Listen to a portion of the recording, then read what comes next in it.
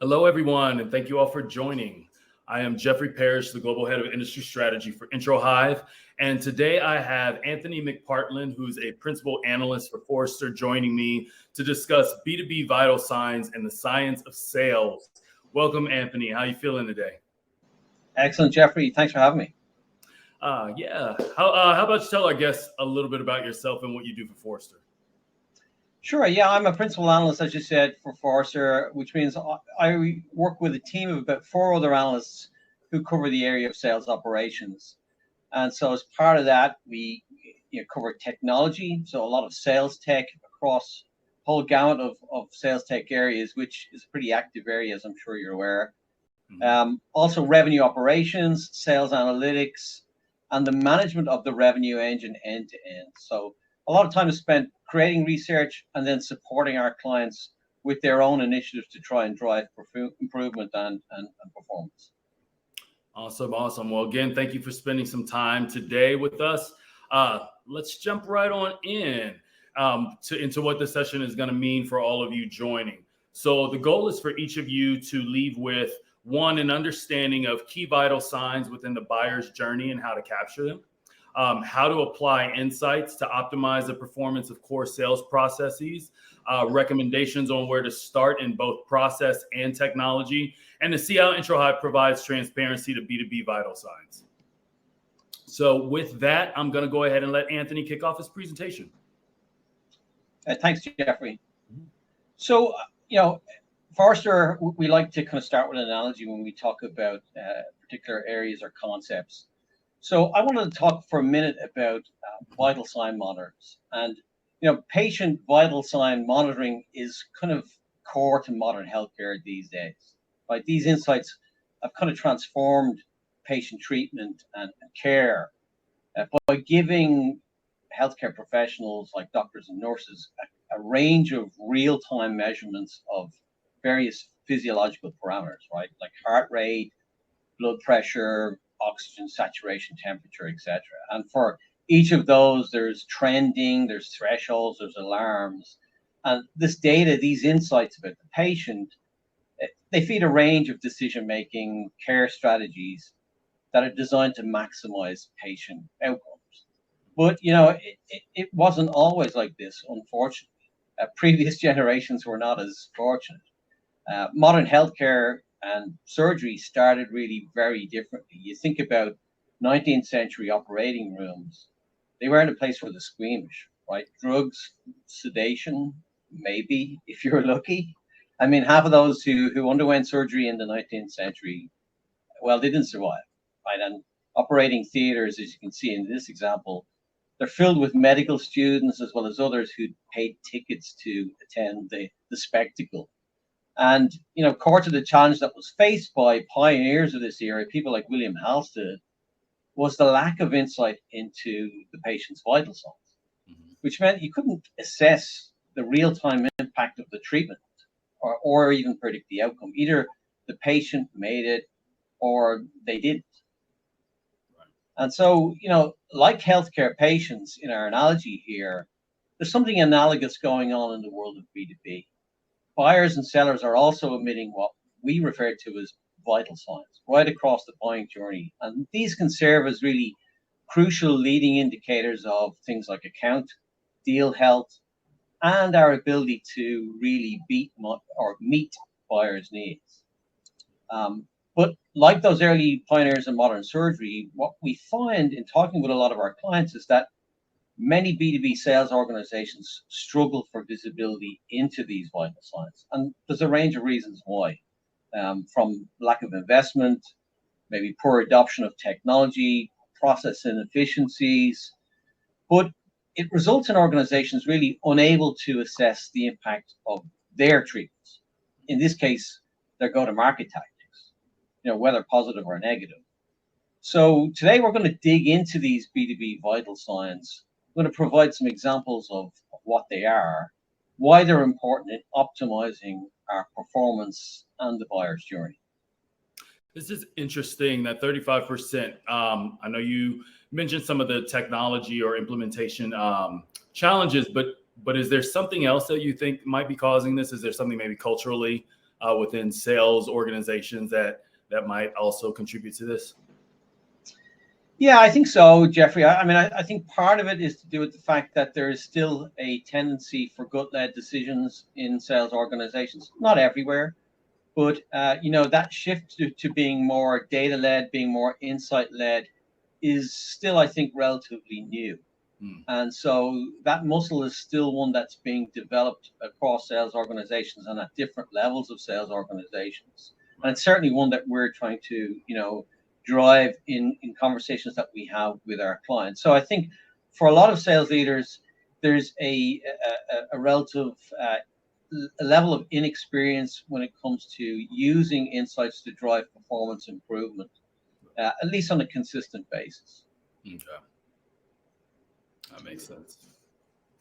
So what I'd like to do is, because I think, that there's sometimes when we talk about insights, it can be a little bit confusing, right? In terms of that there isn't always a common understanding of, what actually are insights.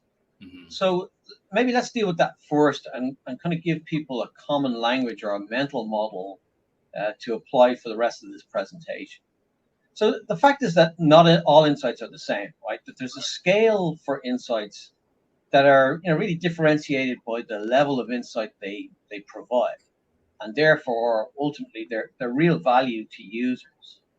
So at the lower end of the spectrum, as you look at it here, data capture and cleansing is kind of the starting point. So we can then normalize and categorize this data to create information that has meaning, that's defined. But real analytics begins at the next level, which is facts. So here we're applying analytics to information to describe performance. And I think based on conversations that I have with clients, this is where the bulk of analytics effort gets expended. So you see it mostly in the form of standard reports and dashboards. Mm-hmm. But greater insight comes in the ability to explain or even predict performance, and that means understanding patterns, relationships, trends that help us answer some of those maybe more complex questions. Ultimately, though, insights have to do more. They have to enable us to not just describe or explain or even predict performance. They have to help us to optimize performance, to guide performance. Mm-hmm. So hopefully that's a kind of a useful model to think about when we talk about B2B vital signs. So let's look at what vital signs look like in B2B. And at Forrester, we categorize these in three ways. So the first type are directed signals. So these are interactions that are designed and controlled by the selling organization. So in other words, you're directing the buyer towards a particular experience or a piece of content. Now, these might be self-guided, right? So interactions with a website, a landing page, a webinar, or they can be personal, so interactions with frontline staff, email outreach, phone calls, an in-person meeting. The next type of signal we call detected, and these are not under your control. And we often get these from an outside source, or they're captured by tools that you've invested in, or maybe that you've subscribed to. So examples would include things like intent data, social media monitoring, what you hear from your channel partners, what you get back from things like third-party surveys and interviews. And while both directed and detected signals are important to capture, really important to capture, their true value is kind of revealed when you combine them to understand relationships, correlations, trends. And that allows machine learning models and analytics teams to interpret what these signals mean. What they mean in terms of things like deal risk or account health, what they mean in terms of buyer sentiment or individual rep performance. So, for example, an organization might derive a buying group interest score by summing up the various signals of multiple buying group members. So, while these vital signs, so why are these vital signs important? Well, a major challenge that we see in working and talking with clients across B2B is the gap between our plans for growth and the reality of day-to-day engagement with buyers. So whether that's at the strategic level in terms of our go-to-market strategy, or in terms of our annual planning efforts, or maybe our sales and marketing campaigns, we're spending a huge amount of time, money, resources, developing plans for growth at all levels and across different functions. And we're building these plans and everything that's required to support them based on history, hopefully, research, yes, data, but sometimes personal preferences, hunches, and a certain level of hypothesis, right? And then we put all of that investment on the table when our sellers actually start engaging with buyers, in the hope that further down the road, we'll see a return in the form of pipeline or bookings or revenue. But in a world of digital engagement, relying on lagging indicators it's just not sufficient to beat your competitors or create value for customers. We need feedback on what is working, what isn't, and the ability to continually optimize. Yeah, I agree with that. The previous slide, I like how that broke down the three sets of insights and the signals. But what do you think the average seller has access to today? Because I think it would be ideal to have access to all of this, but in real world scenario, what does the average seller or sales leader have access to today? Yeah, so I think obviously, the big part of the challenge here is that a lot of organizations have traditionally been reliant on their sellers to capture a lot of these types of signals, right? To manually record their interactions across the sales process or across their conversations with buyers and prospects. And we know that just doesn't work, right? We've tried every trick in the book, the carrot and the stick, to make that happen. And sellers don't want to do it. They're not good at doing it. And so that's really, constrained companies' abilities to get a accurate or a consistent picture of interaction. Right. And even today, for those companies who have implemented tools, the majority of them are still focused primarily on those personal interactions, which is an improvement, right? We want to be able to capture those personal interactions, but what we're seeing yet to happen is bringing both the self-guided and the personal interactions together in one view, tied to the opportunity that allows the seller, that allows the sales team, the organization to really understand the full picture of what's going on. Okay. No, thank you. So, I've already kind of highlighted the challenge of transparency when it comes to engagement. And tied to that from a rep perspective is understanding who, when, and how to engage with buyers to maximize conversion and buyer value. And so, one of the kind of primary use cases around applying vital signs and the technologies that support vital signs is that they provide a range of engagement, of account, of buyer insights that give feedback or provide that feedback loop on what tactics work best with what buyers in what scenarios. And that allows sales organizations to codify and to scale successful approaches. But there's benefits as well for buyers too. We're in an era of, or we're supposed to be in an era of, customer obsession. So these same insights allow sellers to be much more focused in our engagements, to understand buyer needs, buyer preferences in ways that drive more valuable conversations for both parties. And if we look at productivity of our sales teams, this is negatively impacted in different ways. Our sales activity studies that we run each year with about 10,000 sales reps have shown that on average, only 27% of a rep's week is spent selling directly to clients and prospects. And a key reason for that is the level of manual admin reps have to do, in manually tracking their sales interactions. Other productivity drags would include things like coaching from managers that isn't tailored to the needs of a specific rep, right? Because they don't have insight into where a particular rep is struggling versus another rep, and their specific performance challenges, or maybe our inability to understand how different variances in sales behavior drive different outcomes. Right. And then the last piece of it here is really around enablement, because you think about all of the effort that goes into defining competencies or developing training programs, onboarding programs. If there's a gap between all of that effort and what happens on the ground in real world engagement, then you've got another productivity drag because there's no dynamic feedback loop between the two. And so, here again, vital signs can help address that by providing automation, delivering insights into activity and behavior that allow managers and enablement to tailor their approaches, while at the same time giving sellers much more quickly and more comprehensively access to insights on how they can meet the needs of buyers and then deliver more value. This is great.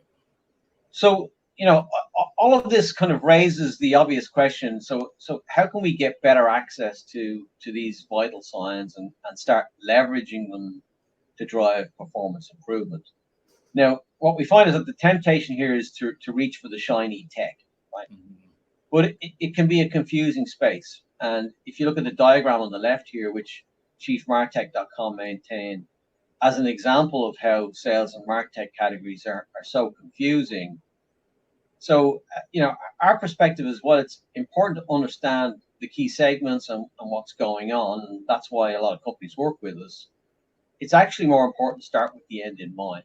So being clear about what problems you're solving for and how they connect with your organization's strategic objectives is really crucial, because what we find is skipping that step bites you later in the process. Mm-hmm. When you're struggling with adoption, when you're trying to get your license renewed or expand your licenses, but you're struggling because others aren't aligned to what you're doing or haven't bought into your business case. Right.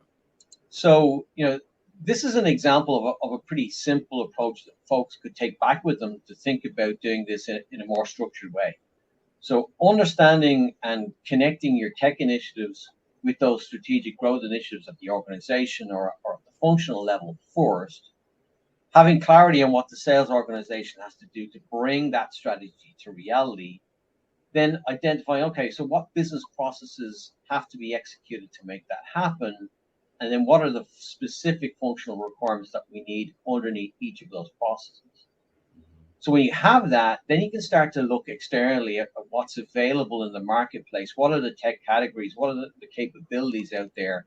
And map those to that. But what we find so often is just that everybody runs to the tech first, and then they skip this stuff, and it just puts them in a very difficult position then at a later point.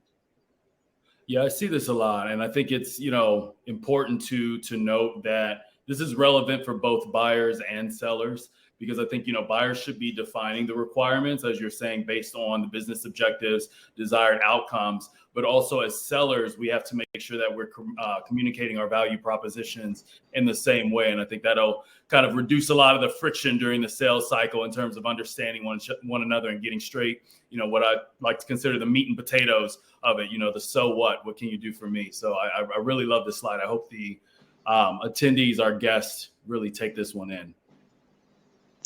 Yeah, now, obviously, there's going to be a lot of folks on the call here as well who are, also have a lot of existing technology in place. Mm-hmm. So, I want to provide something to them that speaks to existing tech stack. And so, the steps that we've just shown, they definitely apply, but there may also be a level of assessment of what you already have. So inventorying it, assessing each investment against some relevant criteria. And this is a relatively simple model, I think, to kind of help companies get started with that type of assessment. And obviously research companies love a good old quadrant. So here's another one, right? But this model provides a way to really assess and communicate, I think, particularly to some of the other stakeholders that you need to get buy-in from, the assessment of those tech investments and maybe what to do next, based on two factors in this example. So what's the level of current adoption? And then what's the level of functionality value that you're actually seeing? So based on your assessment of both of these, you can start to determine whether the continuation of that tech investment should be evaluated, because maybe you're not seeing a lot of value or adoption. If you're seeing high adoption, but maybe not the expected return, then what can you do to enhance that solution to drive a higher return on investment? If you have the opposite challenge of high value but low adoption, then really it's more about empowering change management and enablement. And I think, to be frank, that's often the challenge and the success or not of sales tech implementations, right? Right. Now, obviously, if you're in the good position of high value and high adoption, then it's probably more about extending that deployment to other parts of the organization, or applying it to other use cases or personas. So, to kind of summarize, Jeffrey, I think the thing I'd suggest people to think about as they think about this is, be clear about what your business priorities are. So is it, for example, is the goal to optimize engagement with buyers and improve conversion? Is that number one? Or is it, to improve seller productivity? Or is it to manage your pipeline and your forecasts more rigorously? So, I think what we find is that there's across the sales tech space, there's so many different areas that you can potentially get involved in, potentially invest in, but oftentimes companies haven't really made those hard choices of prioritization around what are those business goals that they're really trying to solve for. And of course, the next step then, which I think is also something that we see consistently, is whether or not the rest of the organization is ready to move with you now, or whether in fact you have more change management to do in order to ensure that any tech investment is going to be adopted. And I think we see a lot of that step being skipped in conversations that we have with clients, where they've run into challenges further down the road because they haven't really done that work to assess, is the organization ready to make this type of shift in terms of changing their processes, changing their daily practices, and the work that needs to be done one-to-one in group settings at a range of different levels in the organization to ensure that you're taking everybody with you, rather than having a set of technologies that you're trying to impose on the organization, and then you're getting resistance coming out of that. Right. Are there any best practices that you could recommend? I mean, is it just kind of, would you recommend phased rollout of new technology, or is there anything that organizations can do to address that? Yeah, I mean, obviously the change management piece is understanding how change management works. First of all, I think has to become a core capability in sales and revenue operations teams as they start to take a greater level of ownership for technology and the management and implementation of technology, because that change management piece is huge, and usually it's not just related to the tech alone. There's usually also a process element. So having the ability to really understand change management and manage your stakeholders and take them through that process. And then obviously, there are a range of techniques in terms of how you introduce tech, using pilots, using small groups, using sales champions, having steering groups that you use in conjunction with other parts of the sales organization, so that frontline sellers feel that they have a role or a level of ownership in the selection and the rollout of technology, and that there's a kind of a feedback loop there between frontline sales and those of us who have responsibility for the management of the technology. There's a whole range of things that we encourage and advise our clients around to try and maximize that. But there are some of them, right? It's making sure that you see this as an ongoing process of change management, and then being smart around the tactics that you use to drive adoption, depending on the scale of the implementation that you're trying to do.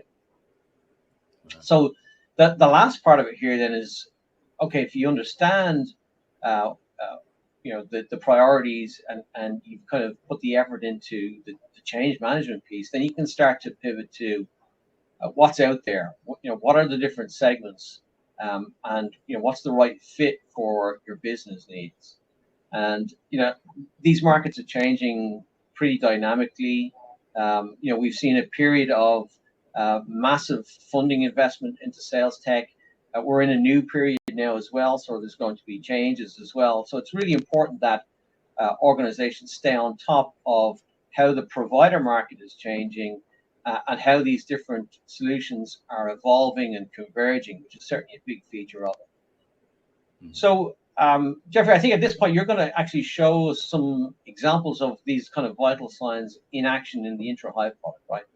Yeah, not quite in action, but we are going to do a quick highlight of some of the capabilities that we have and are currently continuing to develop and improve on within IntroHive that will kind of start the process for our customers and future customers to start looking at these vital signs. So yeah, I'll go ahead and take go ahead and take our audience through that. But first, thank you so much for going through this. It does really align with the direction that we're going with our product at IntroHive. So I think this is a good time to jump right on into that. I'll take over.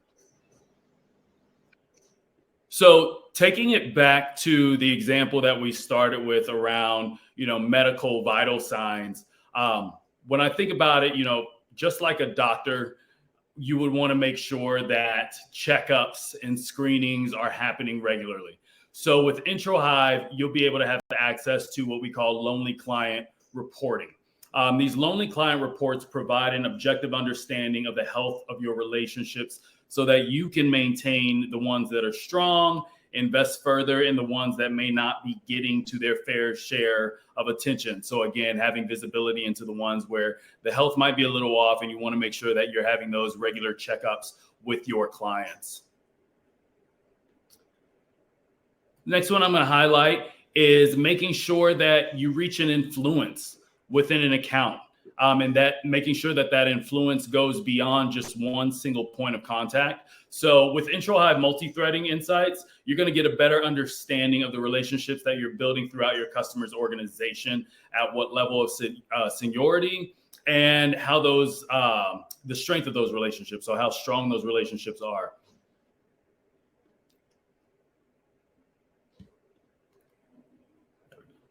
Another key area that we want to focus on is continuity. And sorry, let me go back up. There we go. Succession planning. We want to focus on continuity.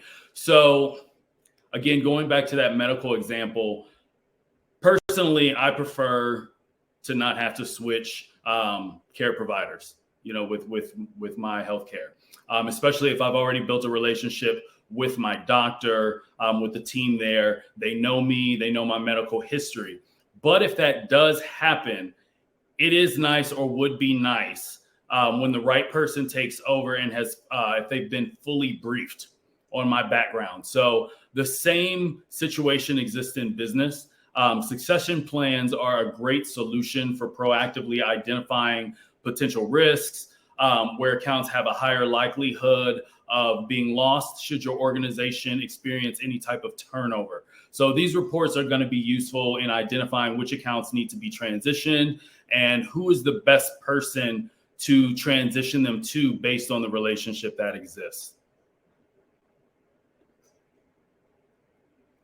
Equally as important as the vital signs themselves is going to be the ability to access them when and where you need them. So this is where IntroHive's smart sections come in.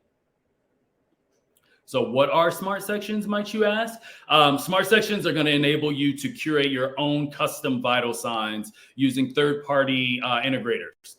You're going to be able to access them through all of the available IntroHive properties, such as the pre-meeting digest, CRM, iframes, or Gmail and Outlook panels. So again, this is going to give you visibility and access to those vital signs when and where you're working, when and where you need them. And this is ultimately going to ensure that you and your teams have access to those vital signs, again, across all of the multiple channels or portals that you might be looking in, so that you're going to be spending most of your time working, less time actually looking for this information to prepare for these conversations that you're going to be having with your clients. Okay. So those are just a few of the ways that Intro Hive is working to bring these vital signs to you. We've got a lot of additional great things that we're working on to help make these different vital signs much more accessible, bringing in additional sources of data so that we can share with all of our customers the vital signs of their customers, and they can provide that customized experience to help retain and grow. So with that, we're going to take it to a bit of Q&A. We're going to open up for some questions from our audience. I see we've got some over in the hopper, so I'm just going to go ahead and jump in. One of the questions we have here is, how can sales tech help companies navigate volatile market conditions? That's a good one. Yeah, so Jeffrey, I mean, obviously, we're kind of going into what could be a challenging period, and so, clearly for sales organizations, they're thinking about if we're going to have to do, more potentially with less, or if we're facing a scenario where it's going to be, more challenging to drive demand or build pipeline. So I think one of the things that things like vital signs can do is really help with the efficiency and the effectiveness piece of sales. So if you're trying to do more with less, for example, then you really need to be sure that the deals that you're working are the right deals, that they're the ones that have the greatest propensity to move forward in the sales cycle, that the companies that you're reaching out to are ones that are actually active in a buying cycle. Otherwise, you're wasting cycles with resources that are really valuable. So I think vital signs, for example, are really important in understanding that entire process end to end. So are buyers ready to move to the next stage in the sales process? Are we working the right opportunities? When we get in front of those opportunities, are we resonating, right? Are we saying the right things? Are we sharing the right things that match the buyer's needs, that match the buyer's preferences?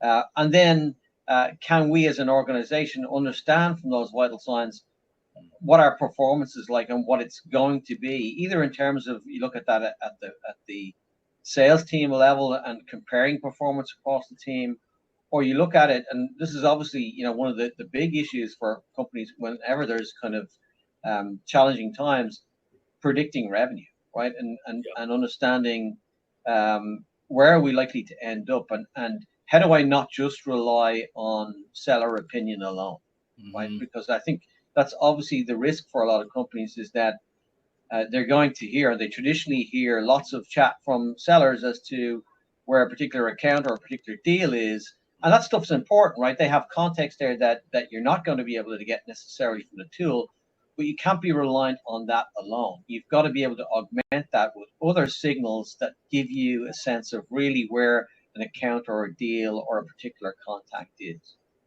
Yeah, no, that I'm glad you made that point, because that leads perfectly into another question that we received, which is, do companies ever experience seller pushback against these tools, thinking that they might be Big Brother? Yeah, I think that's a natural response. Yeah. But I think the what's really important there is the culture in which and the context in which these tools are delivered to the sales organization. So if these tools just become a way to, another way to bash sales guys around the head, then clearly it's not going to deliver the type of change or performance improvement that you want. If the message is more that, look, we're trying to find ways to give back to sellers, because for so much of the history of sales tech, the story has been about getting salespeople to do something for the benefit of other people, right? For the benefit of management, for sales operations, for leadership. And finally, you have the opportunity now for this category of tech is actually delivering stuff back to reps, right? In terms of helping them prioritize where they spend their time, understanding what they should be sharing, what they should be showing, what deals they should focus on. So there's real benefits for sellers, but if that isn't communicated and managed in a constructive way and in a structured way, then yeah, you may get some resistance. And that's comes back to what we talked about earlier on in terms of how you implement these and how you use champions and how you use pilot teams to build trust and get buy-in, so that the rest of the organization then really wants in when they start to see what it's doing for reps as part of a particular trial, and that they're seeing that it isn't being used as a big brother tool. So I think it's a very fair question, and it's really a challenge for the likes of sales operations teams to make sure that doesn't happen.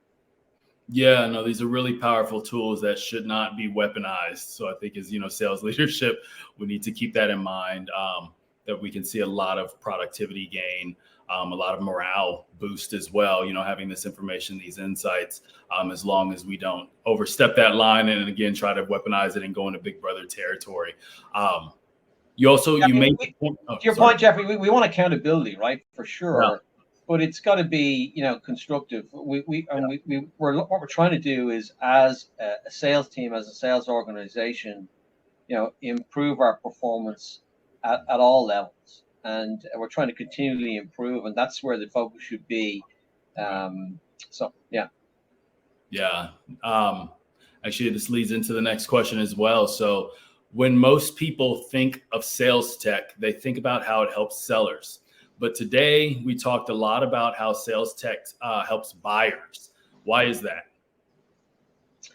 Well, yeah, I mean, ultimately we're trying to create better experiences for buyers, right? So experiences that match to how buyers want to buy, their preferences, that when they have conversations, when they make the time to spend with a selling organization, that time has actually proved to be useful, that they've learned something, that it's helped them address a challenge, or it's provided them with information that they are looking for.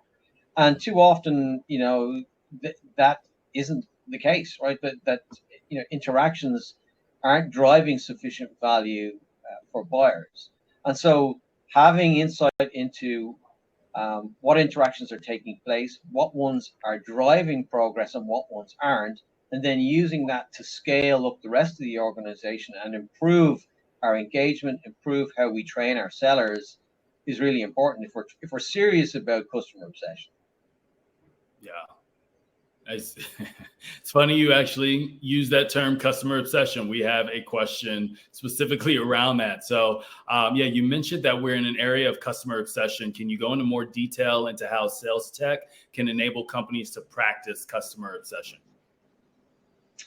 Yeah, I mean, obviously it's a broad area, right? Customer obsession. But essentially, if you look at it, is you think about the buyer's journey end to end, and how do we facilitate, how do we orchestrate that journey in a way that differentiates us from the rest of the competition, that allows us to add value to the buyer, that allows the buyer to go through their process in a more efficient and a more effective way, and allows us to develop a closer relationship with them as a result of that.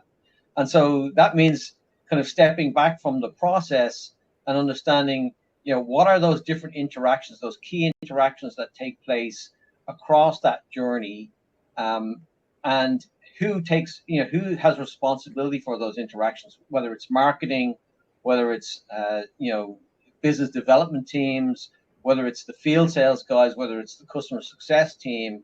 But do we really understand that process end to end, or do we just think about it in our kind of siloed functions, right? Do we just think about, okay, well, this is the sales process part of what actually is a much wider process, and are we really integrating that systemically, across marketing, sales, and customer success? Like, what happens when we sign the deal, and what happens when it shifts to customer success?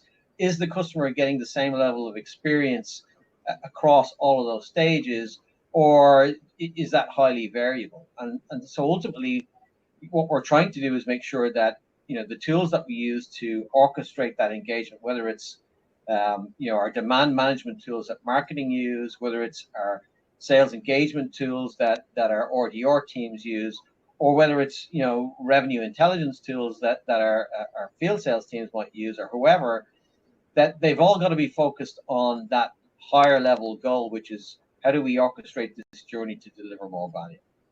Right. No, that's an excellent answer to that.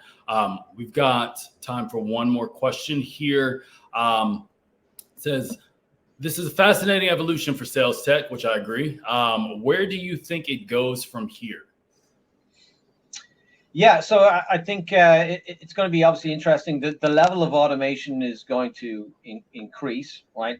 So I think we showed in one of our slides there those different categories of B2B signals. And I think today, when you look at most of the tools in the revenue operations and intelligence space, they're probably today primarily focused around the physical interactions or the personal interactions.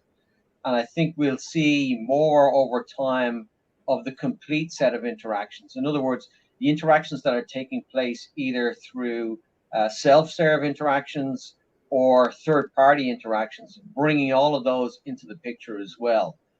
Because, for a series about trying to manage this process end to end, we need the full picture, not just those interactions that have taken place between a field seller and the buyer. We want to see all of the interactions that have taken place, early stage, mid funnel, late stage, so that we can really use that data to drive better engagement, drive better predictions, improve performance. So there's going to be more automation. There's going to be the ability to understand how variability in these interactions drives different outcomes, and obviously then the use of AI as well has the potential to have a big impact here in terms of all of this data. And really it's going to be about how much data can you consume then to be able to determine what are the right next best actions for sellers to be doing at a particular point in the sales process. So based on the historical data that we're seeing, the interactions that we're seeing happening that are driving success, what should a seller do in a particular situation with a particular buyer to move that deal forward? Right. So I think it's inevitable that you're going to see a bigger role as the data increases and as the sophistication of AI increases as well. Right. So it's kind of achieving that top level of insights like you had on your slide, that guidance level. It looks like where we're all moving to. Yeah, exactly. Right. It's not just enough to be able to deliver a set of reports and dashboards, but really it's about guidance. What should we be doing next to move this deal forward, and helping sellers and sales leaders to interpret all these signals and take action with them. Right, actions that actually drive a performance difference. Sometimes there's the temptation, I think, within sales operations in particular, to just serve this stuff up, right? To just serve up dashboards and reports. And there's tons of that stuff out there, right? CRMs are jam-packed full of hundreds of dashboards and reports. The challenge is, stakeholders and users, it's their ability to interpret that stuff and then to take action with it. Right. No, I completely agree. And I think that is an amazing point to leave off on. Remember, it's about taking action, everyone. So, Anthony, I want to thank you again for joining us today. This was very enlightening for me, and I hope that all of our attendees have something valuable that they've been able to take away from this. You'll be able to download this recording, so look out for some additional information, some follow-up content from this. And again, thanks to everyone for joining. Thank you again, Anthony, and have a great rest of the day.